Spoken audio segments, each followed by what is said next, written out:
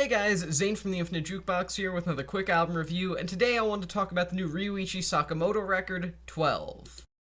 In the decades since the beginning of his career, Ryuichi Sakamoto has rightfully been recognized as one of the essential names in the history of electronic music, with a level of influence and staying power that even major hitters like Giorgio Moroder and Wendy Carlos can't manage to compete with.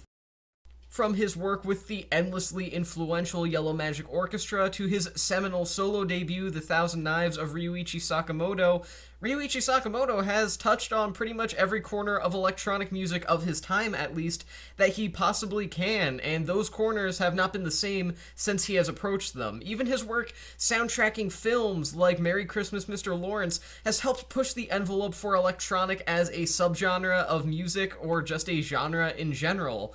Really, he is just someone that has defined his own sound while also inspiring countless others.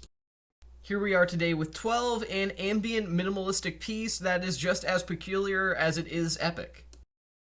Ryuichi Sakamoto has faced a number of health scares in recent memory thanks to various forms of cancer, and I bring that up because I feel like that is something reflected in 12 as a listening experience. This entire thing is reminiscent of the open book nature that Sakamoto has faced the topic of mortality with.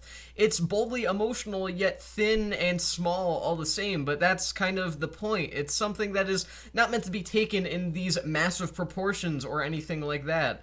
Sakamoto has approached this album with all of the minimalism that he needs to have approached it with, and as such, he does so successfully.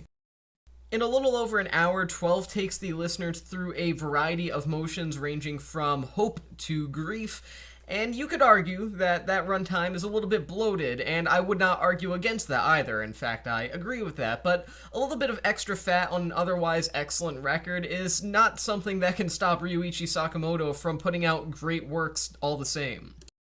There's something world-ending in nature about an album like 12, which is kind of odd considering it's not a destructive record by any means. In fact, if I had to choose between calling it pacifistic or destructive, I would refer to it as the former. But all the same, there's just an emotional intensity here, and just a general tension that really holds it all together and makes it a powerful listening experience.